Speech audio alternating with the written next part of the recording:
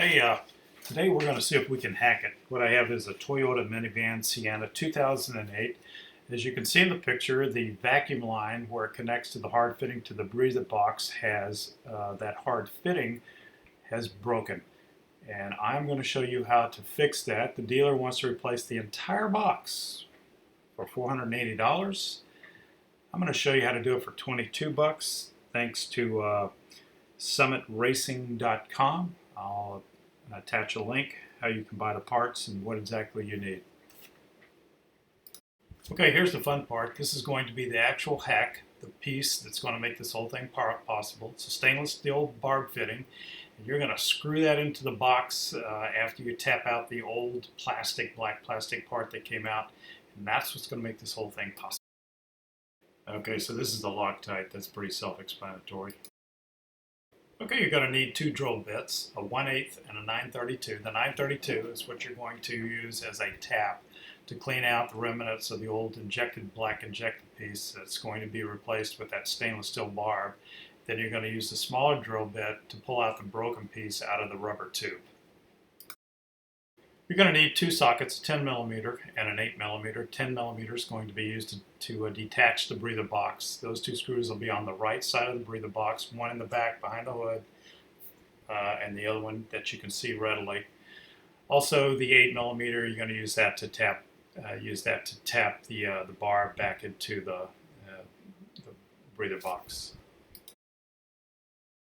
Okay, use your 8 to make that your 10 millimeter socket to detach the breather box. One detachment point is where my finger is. Another one is straight behind it. It's hiding in the back against the frame.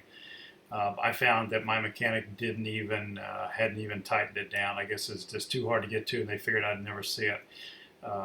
Anyhow, you pull up that one screw where my finger is. The other one, you'll just have to loosen it up. It actually won't come out. You just loosen it up all the way. Then you can lift up and slide that box to the right about 3 inches. No need to disconnect any of the C-clamps or any of the circular clamps holding the hoses. All you got to do is move this thing up about 6 inches so you can get your drill in there to it. Okay, this is where the fun part begins. You start with your big drill bit, the 932. And what you're going to do is you're going to come in at a perpendicular, as straight in as you can, and you're going to tap out the old remnants of the injected black, I guess the mel portion of that. You're going to tap that out. Be real careful not to jam that drill deep into your breather box because you could do some damage if you did that. And you're only going to go in there, oh my gosh, just a really small distance, not very far. You'll feel it when you go through. Clean that out, ream it out, make sure there's no plastic parts in there.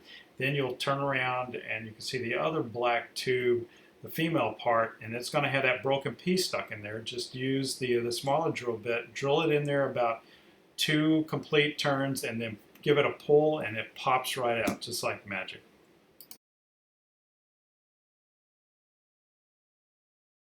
In this frame, what you see me doing is taking that 8 millimeter socket and using it to very gently screw in or tap in that barb, that stainless steel barb, into the breather box. I pre-applied the thread lock, and when you screw that in there, don't over screw it. Don't go gorilla on it and over tighten it, because if you screw it in too tight, you may strip it out, and if you do that, you kind of just defeated the whole purpose of this hack. So don't do that. Then you take your rubber hose, and it's pretty intuitive at that point. You just plug in the female portion of that flexible rubber tube on the end of the barb, and you're good to go. Okay, here it is. This is everything all put together, nice and neat. You can see on the left-hand side, facing you, is the hack, the barb with the vacuum tube connected. I put the 2 screws, the one that you can see, the silver one, the 10 millimeter. I put that back on, and then back behind where I'm pointing, make sure you tighten down the other one, unlike my mechanic who failed to do that. And advise them in the future that when they take that box off to change your filter, maybe you can even do it yourself. Please be careful, because that box costs $480 from the Toyota dealership. Thanks a lot, guys. Appreciate it. And give me a like if you like what I did. If you don't like it, move on. Thanks. That's all, folks.